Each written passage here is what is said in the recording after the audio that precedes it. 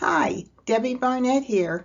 As promised, this bonus lesson is going to cover playing Mahjong for money. The example shown will be based on the lowest value of the card, or 25 cents.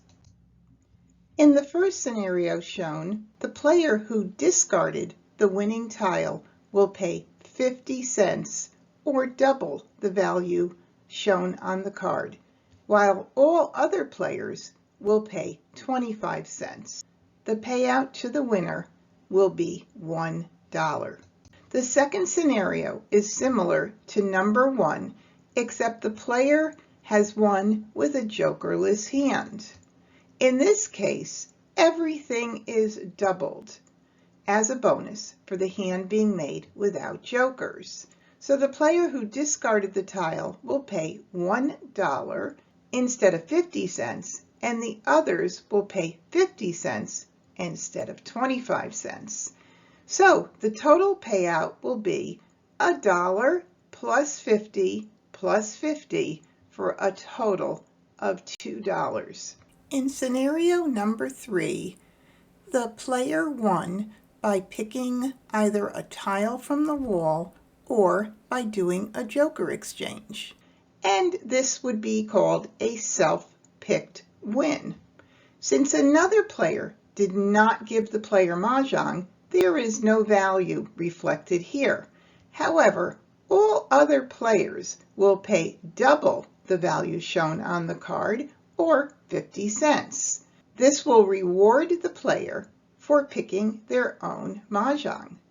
The total payout to the winner will be 50 cents from each player for a total of $1.50.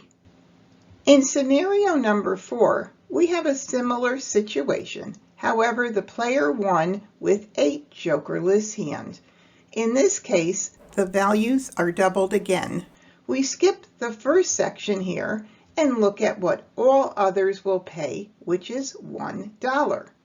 You take scenario number 3, which is doubled, and then you double it again. So it's doubled for the self-pick win, and then doubled again for the jokerless win. In other words, everything is double. The winner is now paid $1 by all 3 players for a total payout of $3. I want you to remember a couple of things.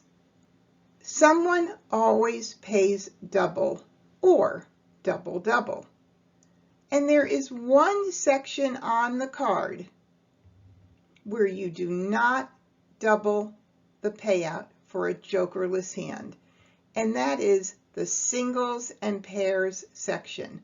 The jokerless value is already reflected in these hands, and therefore the only time the hand is doubled is if it is a self-picked win.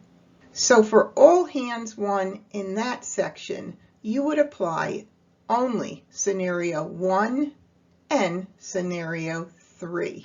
All right, well, that wraps it up for this bonus lesson on payouts when playing Mahjong for money. If you have any questions or comments, please feel free to email Debbie at MahjCon.com. And thank you so much for watching.